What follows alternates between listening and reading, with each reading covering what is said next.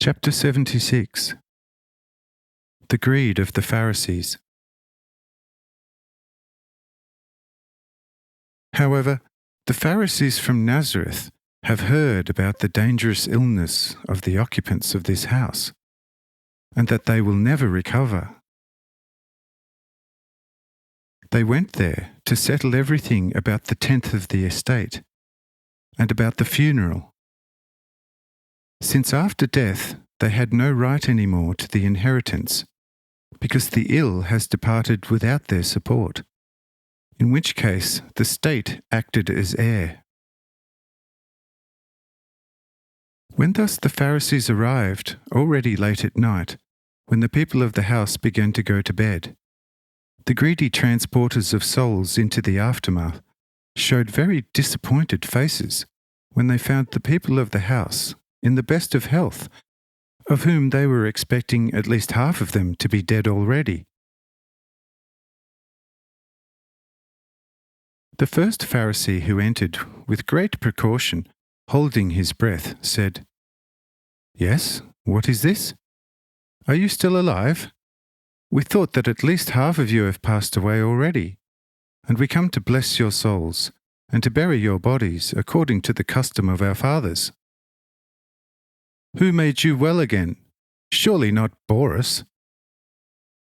"We know that he did not visit you when he was cold, for he was like us, equally afraid of your extremely dangerous illness." "Who thus was your doctor?"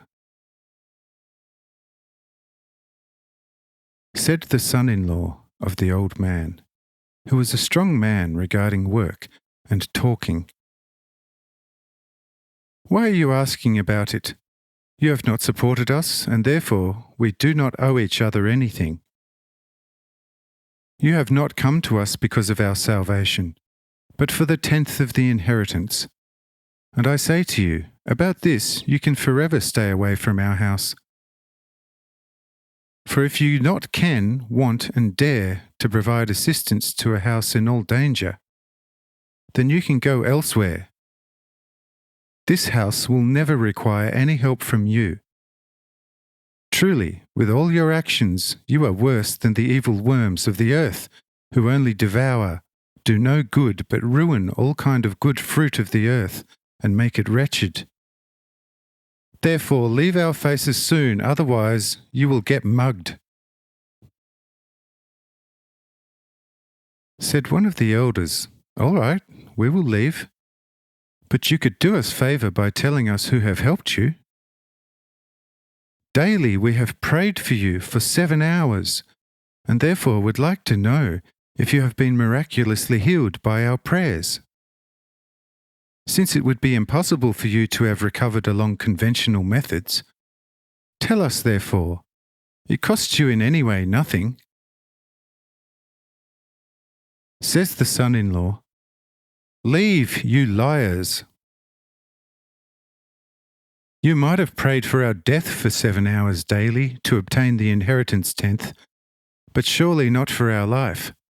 For you have not come here to greet us as recovered, but to write up the tenth and greedily take possession of it after the death of us all. Oh, you loose villains! I know you only too well, and your prayers as well. Therefore leave, otherwise I will be forced to make use of my house rights. You are forever not worthy to pronounce the name of him who helped us." Said the elder once more, "Now then, let it be that we are as you think, but we still can change? Since a miracle has taken place, and it can reform us in all our thinking and actions. Therefore tell us." Said the son-in-law quite heatedly, "Nothing on this earth will change you, also not God. If you could have changed, you would have changed long ago. Since you have Moses and all the prophets who testify against you. However, your God is Mammon, and consists of gold and silver. This God you serve in your hearts, and only outwardly wrap yourself with the cloth of Moses and Aaron for pretense. so that you more easily, as tearing wolves in sheep clothes, can attack the herds with your deadly teeth and tear them to pieces and consume them. However, Jehovah knows you and soon will give you the long overdue, deserved reward. God has now awakened Jesus, the son of the carpenter, just like Moses once. And this Jesus who healed us from a distance only by his mighty word will also tell you how much your reward is worth before God. Since he is filled with the Spirit of God, and you with the spirit of Beelzebub. Therefore let it be said to you for the last time, that you better leave and never set foot in this house again, otherwise you will experience evil. After these words, the Pharisees leave the house and think quite strange things about Jesus, who again crossed their actions. And they start to plan how to get rid of him.